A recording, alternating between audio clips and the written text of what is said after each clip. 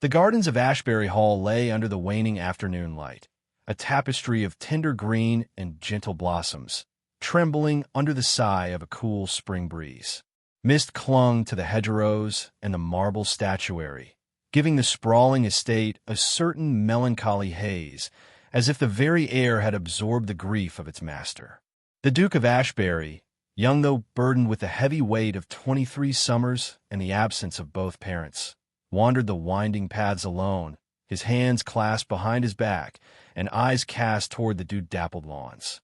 He moved with the measured elegance of a station, yet each step seemed reluctant, as though he walked not on solid earth, but along the fragile edges of a memory he could not entirely leave behind.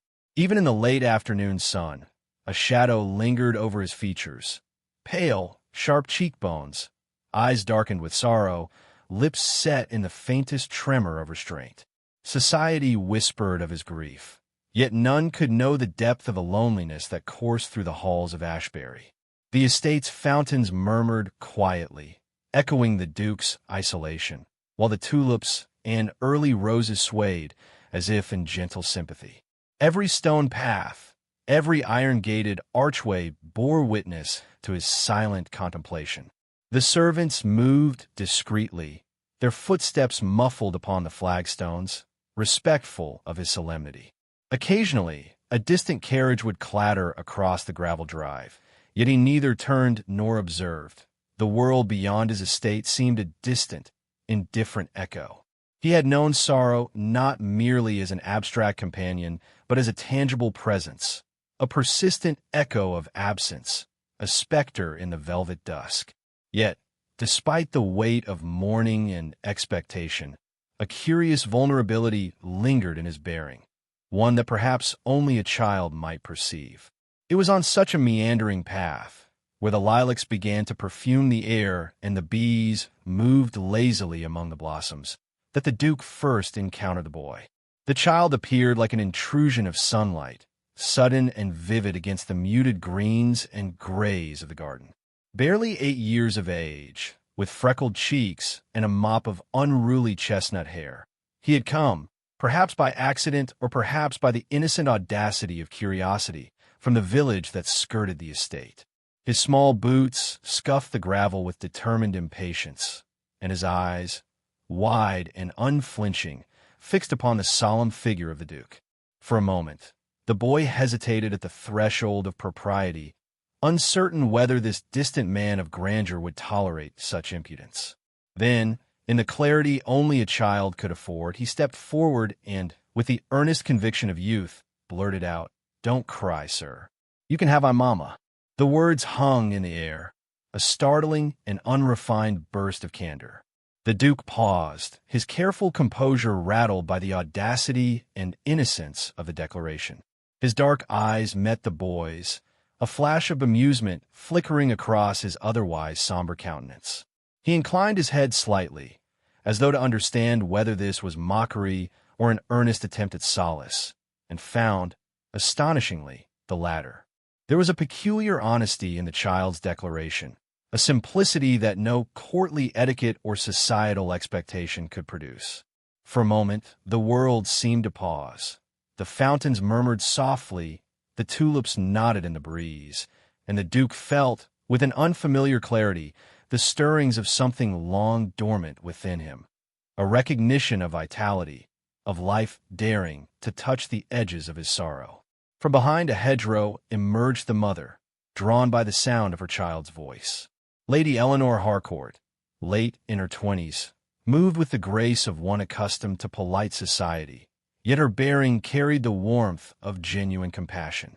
Her gown, modest yet exquisitely tailored, whispered along the gravel with every step, and her dark hair framed a face both intelligent and striking. She paused briefly, surveying the scene with an amused yet discerning eye, and her gaze settled upon the Duke with an unmistakable mixture of caution and curiosity. Society, she understood, would always read their encounter as scandalous, or at least improper, but she read it differently.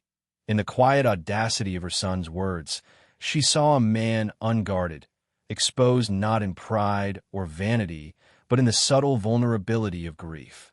The Duke, aware of her presence, straightened with a measured dignity, yet there was a flicker of something unspoken that passed between them.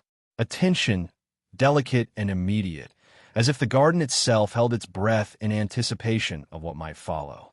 The boy, emboldened by his mother's approach, tugged at her sleeve and chattered about the Duke's supposed sadness, insisting that Sir must have someone to care for him.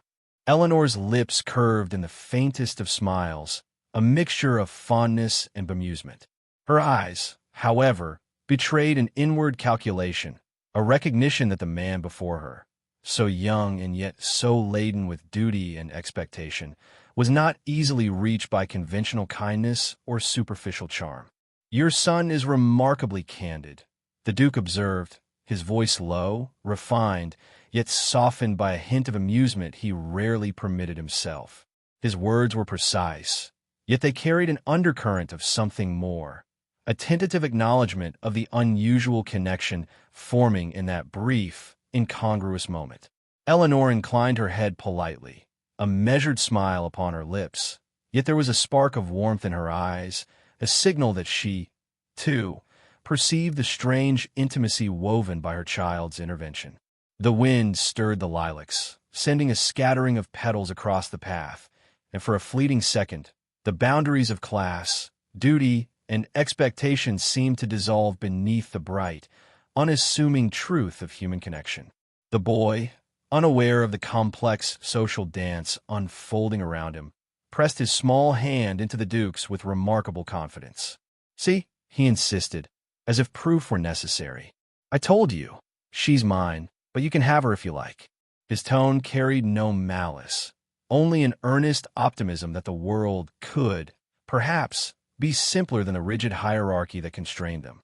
The Duke's dark eyes softened, and a rare smile tugged at the corners of his lips, fleeting but genuine. In that smile was a recognition of possibility, an acknowledgement that, even amid the heavy cloisters of inheritance and expectation, moments of unexpected joy could be found. Lady Eleanor's gaze lingered on the Duke, and though her social instincts urged caution, she allowed a moment of unguarded sincerity. "He is spirited," she said gently, her voice carrying a melody that seemed to harmonize with the murmuring fountains. "But I see he has discerned something true, even if he cannot yet name it." There was a subtle challenge in her tone, not of confrontation, but of invitation, a test of the man's willingness to permit vulnerability and kindness within the confines of his solemnity. The Duke nodded, acknowledging the truth in her observation. He glanced toward the horizon, where the sun dipped lower, casting the gardens in a soft, golden haze, and for the first time in many weeks, he felt a faint stir of something he had not thought possible: anticipation. The world, momentarily, seemed wider, more forgiving, less burdened by the suffocating weight of title and expectation. And yet, there was the ever-present whisper of caution, a recognition that propriety and reputation could not be so easily dismissed, and that any path forward would demand careful, deliberate steps. As the boy skipped ahead to inspect a patch of tulips, Eleanor and the Duke stood for a measured moment in silence, the gardens stretching endlessly around them. Petals drifted lazily in the breeze, and the faint scent of spring lingered in the air, delicate yet insistent. In that quiet pause, the Duke realized something remarkable, that grief, however deep, could be touched by the smallest of gestures: a child's honesty, a mother's courage, a fleeting smile in the midst of sorrow. And Eleanor, standing just beyond the hedgerow, represented not merely a mother or a neighbor, but a world he had scarcely dared to imagine, alive, vibrant, and profoundly human. With a final, deliberate breath, the Duke inclined his head toward them, a silent acknowledgement of the extraordinary moment they had shared. The boy waved, unaware of the subtle transformation he had wrought, and Eleanor returned the gesture with a graceful nod. And as they moved away, he to the solitude of his stately hall, she to the domestic rhythms of village life, the garden seemed to hold its own quiet witness to the encounter, an unspoken promise that this meeting, improbable and audacious as it was, might mark the beginning of something neither could yet name, but both would feel in the marrow of their lives. In that fleeting interlude between sorrow and possibility, the Duke allowed himself a fragile hope, a tender notion that perhaps the world beyond his grief could still harbor warmth, courage, and, though unspoken, the tender stirrings of love. The sun fell lower, painting the hedgerows in hues of amber and rose, and the statues, too, seemed to bow in silent witness.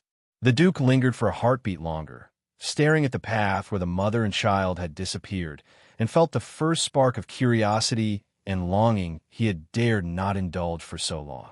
It was a beginning, quiet but irrevocable, a seed planted in the fertile soil of grief and expectation, waiting for the gentle rain of courage and affection to coax it into bloom.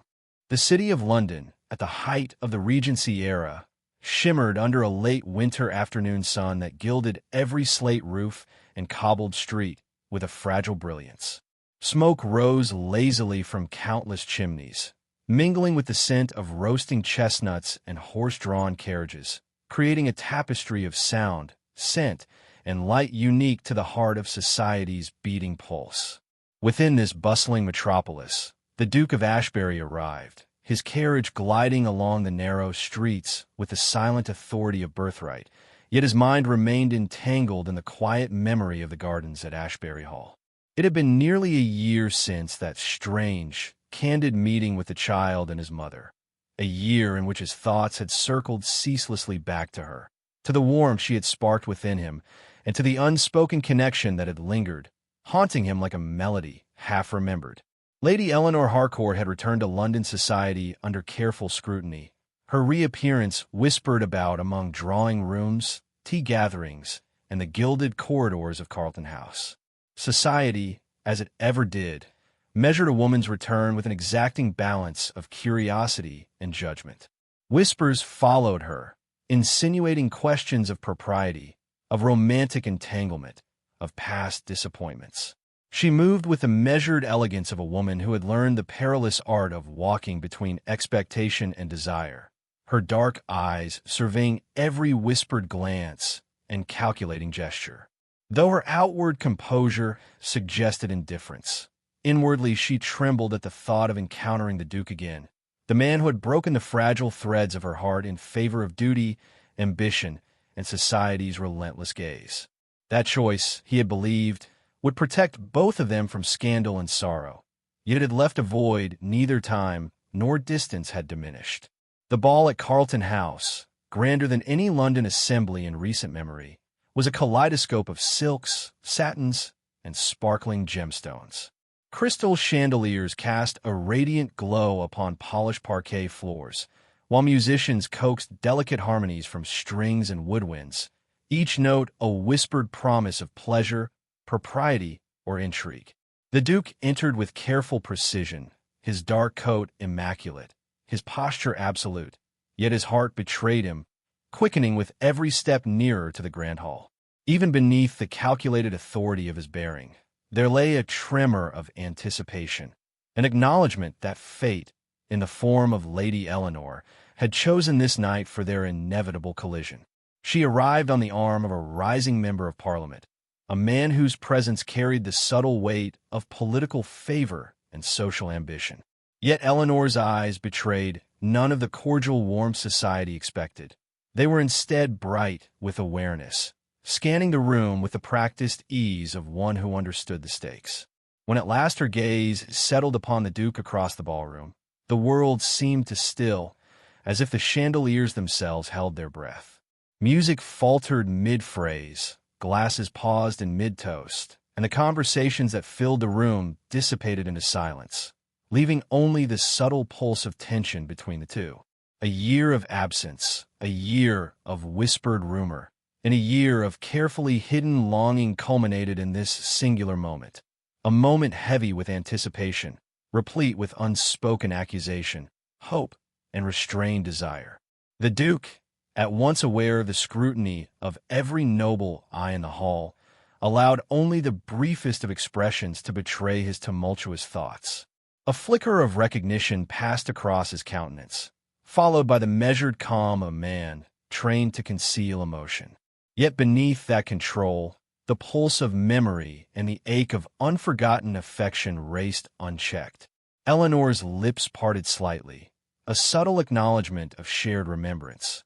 And though her hand rested lightly upon her companion's arm, her body betrayed a tension that did not go unnoticed by the Duke. He understood, in that instant, that society's constraints could not shield them from the gravity of their own hearts. Whispers floated through the hall like invisible silk threads, invisible yet impossibly binding. She returns with the glow of the country. But what of her intentions? Murmured one matron, her voice both curious and judgmental. And the Duke? Has he truly abandoned propriety for duty? Inquired another, each word sharpening the invisible blade of social expectation. The Duke, aware of these murmurs, felt their weight, yet refused to allow them dominion over the moment.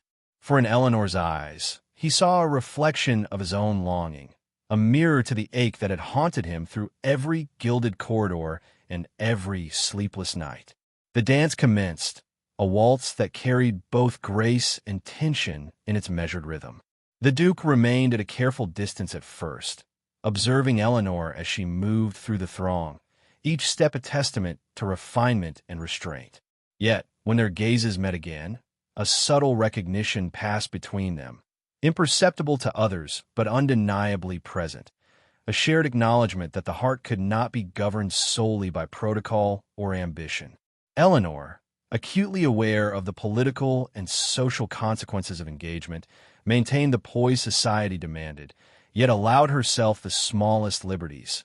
A half-smile, a glance held longer than etiquette would permit, a subtle inclination of the head. Each gesture was a token, a secret language, a spark carried in the shadows of propriety. The Duke, emboldened by her acknowledgement yet tempered by the rigor of social expectation, took a measured step closer. In a movement both deliberate and daring, he presented a small, folded note, delivered with the decorum expected of a station, but trembling with the sincerity of unspoken sentiment. Eleanor received it with delicate fingers, the weight of society's gaze pressing upon her even as her heart swelled with recognition.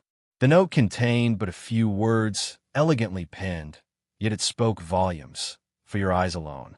The gardens remember. A trace of her past smiles flickered in her eyes, a recognition of the secret passage between the memory of Ashbury Hall and the glittering ballroom now framing them.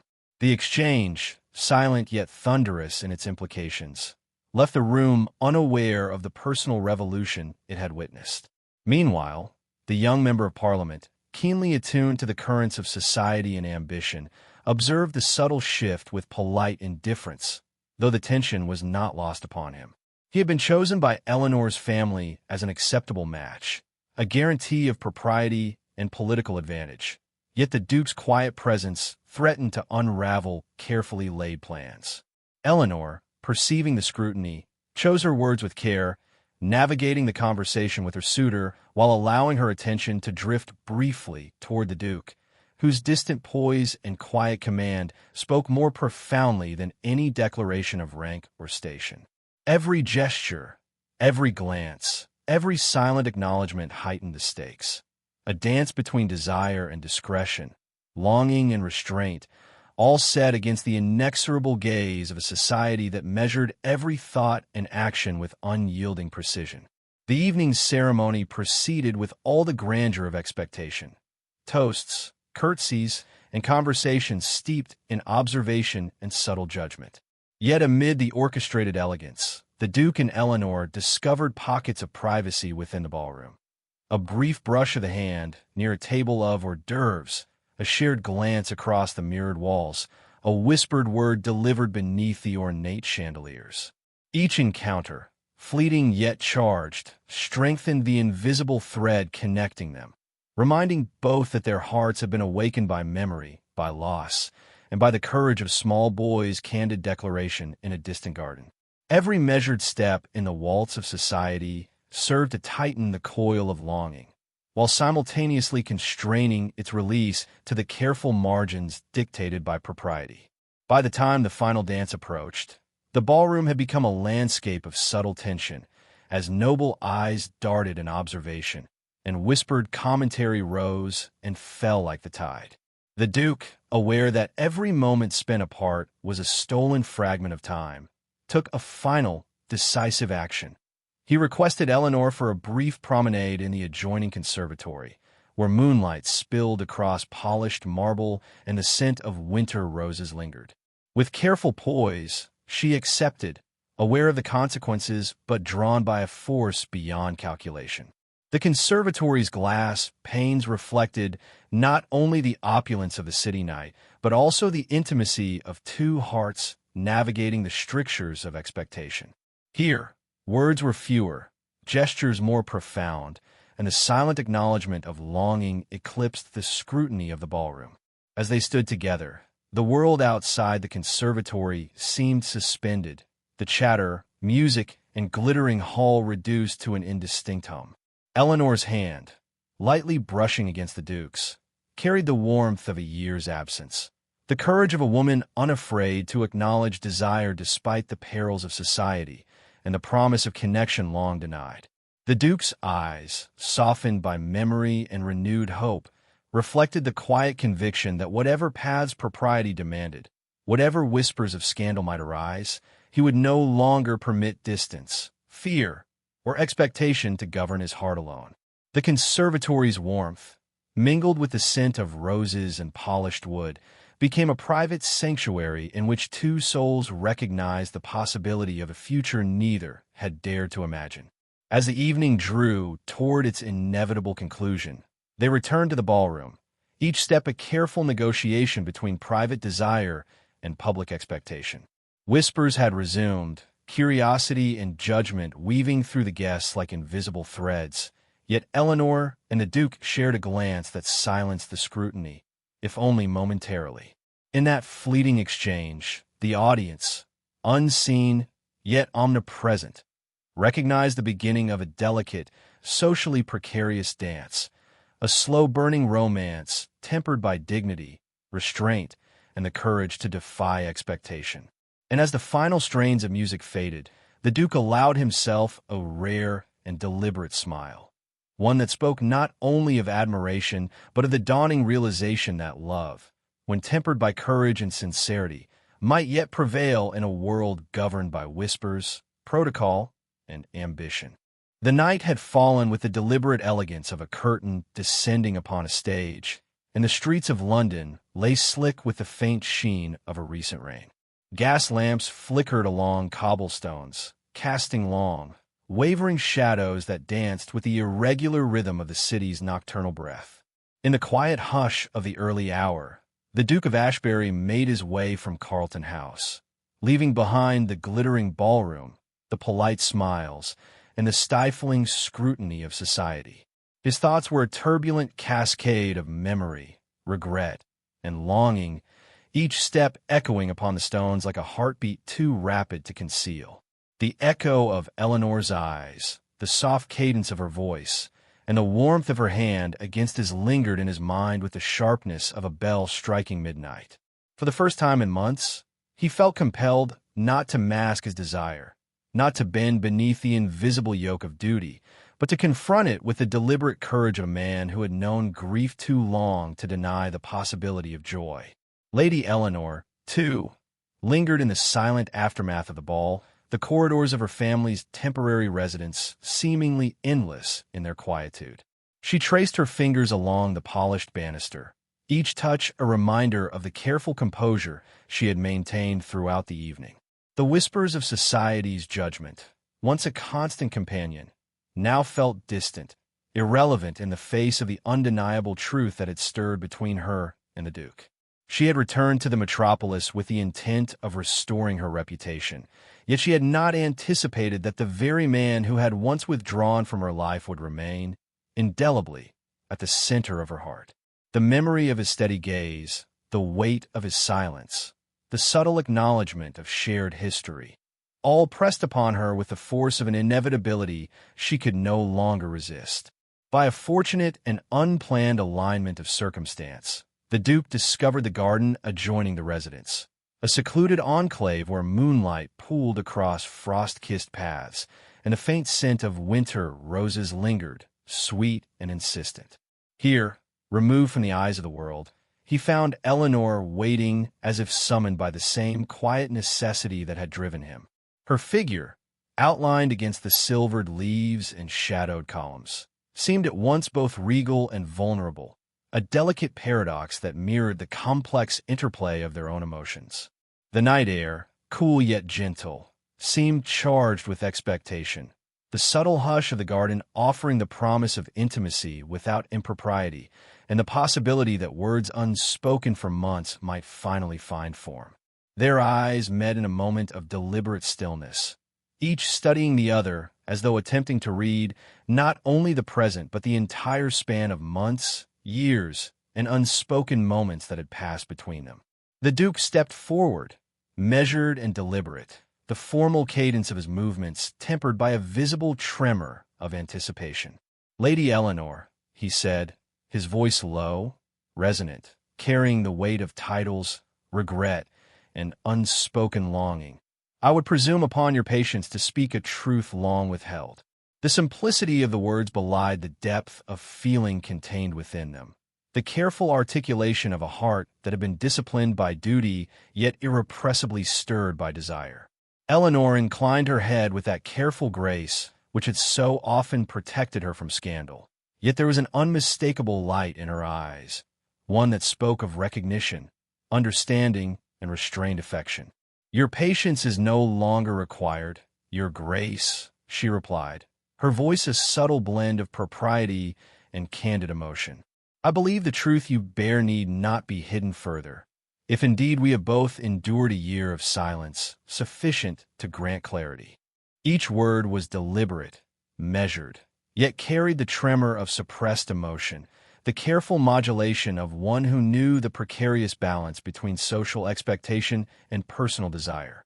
The Duke extended his hand, not in the formal gesture of introduction, but as one of earnest invitation, a bridge across the chasm of past missteps and societal constraint. Eleanor, after a heartbeat of hesitation that carried the weight of both courage and fear, placed her gloved fingers within his, the contact electric yet tempered by restraint. The proximity of their hands, simple though it was, conveyed more than the eloquence of conversation ever could. It spoke of forgiveness, recognition, and the possibility that the heart, if nurtured by courage, could triumph over the rigid strictures imposed by society and circumstance. They walked together along the frost-lined paths, each step deliberate, each glance laden with significance. The Duke spoke then, words that had been kept in careful confinement, yet emerged now with a quiet intensity. "I have dwelt too long in shadow, Eleanor, adhering to duty at the expense of my own happiness. I cannot, and will not, feign indifference any longer. You have occupied my thoughts, unbidden, unyielding, and I find that neither time, distance, nor propriety can diminish the truth of my affection." The confession, though carefully measured in its diction, carried the cadence of genuine vulnerability, a tremor of humanity beneath the veneer of aristocratic control. Eleanor's gaze softened, her eyes reflecting both the moonlight and the depth of emotion she had labored to contain. "And I, too, have found my thoughts unquiet, my heart restless with the memory of what might have been and what might yet be. Yet fear, and the ever-present scrutiny of society, has restrained me. Were it not for the quiet courage of a child, whose honesty exposed the possibility of connection, we might never have dared to acknowledge the truth that has lingered so insistently between us." Her words carried both warmth and gravity, an acknowledgment of the delicate balance between longing and propriety that defined their world. A silence fell then, pregnant with possibility and memory, broken only by the soft murmur of the garden fountain and the rustle of leaves stirred by the nocturnal breeze. In this pause, they measured the distance between desire and restraint, the perilous journey from private confession to public acknowledgement. The Duke, recognizing the fragility of the moment, spoke again, each word chosen with care and yet carrying the fervor of suppressed yearning. "Eleanor, if courage permits, And if your heart dares to match the truth of mine, I would entreat you to consider that happiness, though perhaps unconventional in its path, may yet be ours. I would shield you from dishonor and embrace you with the dignity that has been denied us by circumstance. His tone was both reverent and insistent, the careful balance of a man who understood the gravity of action weighed against the necessity of personal truth. She looked at him, her eyes glistening faintly in the moonlight, the flicker of emotion belying the composure she had so carefully cultivated. And if the world observes with disapproval, or if whispers of scandal should rise, she murmured, her voice soft yet unwavering, then let them speak, for we shall have known the profound honesty of our hearts. Were we to deny this, we would deny life itself and the courage of love's persistence.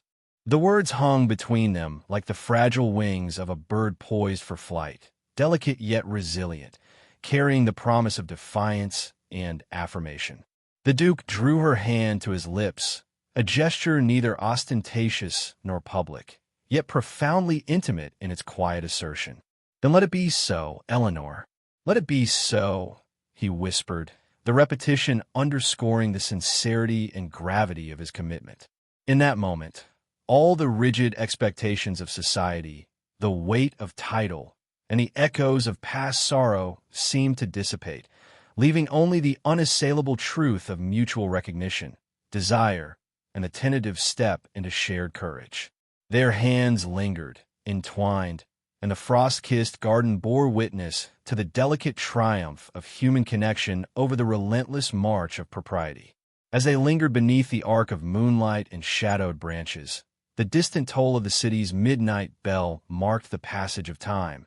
Yet within their sanctuary, time itself seemed suspended. Each breath, each glance, each subtle gesture became a testament to the resilience of the human heart, capable of love despite circumstance, capable of courage despite expectation, capable of tenderness despite sorrow.